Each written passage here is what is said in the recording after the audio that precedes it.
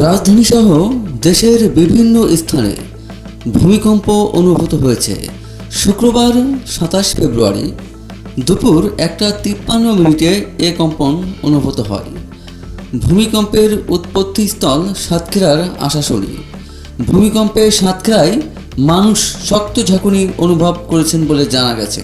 ইউরোপীয় ভূমধ্যসাগরীয় ভূমিকম্প কেন্দ্র ইএমএসি ওয়েবসাইট অনুযায়ী রিক্টার স্কেলে এর মাত্রা ছিল ৫.৩। সংস্থাটি জানিয়েছে ভূমিকম্পটির উৎপত্তি স্থল ছিল খুলনা জেলা শহর থেকে ৪৭ কিলোমিটার দক্ষিণ পশ্চিমে এবং সাতক্ষীরা থেকে ১৮ কিলোমিটার দক্ষিণ পূর্বে। এর গভীরতা ছিল ভূপৃষ্ঠ থেকে ৩৫ কিলোমিটার। রাজধানী ঢাকা ছাড়াও দেশের বিভিন্ন দক্ষিণ পশ্চিমাঞ্চলীয় জেলা এবং পার্শ্ববর্তী দেশ ভারতের কিছু এলাকাতেও কম্পন অনুভূত হয়েছে। তাৎক্ষণিকভাবে এ ভূমিকম্পে কোনো ক্ষয়ক্ষতি বা হতাহতের খবর পাওয়া যায়নি। ফেব্রুয়ারির শুরু থেকেই দেশে একের পর এক ভূকম্পন অনুভূত হয়েছে।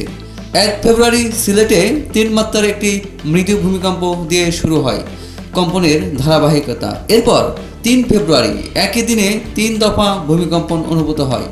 সেদিন সাতক্ষীরার কলারোয়ায় ৪.১ মাত্রার একটি কম্পন রেকর্ড করা হয়।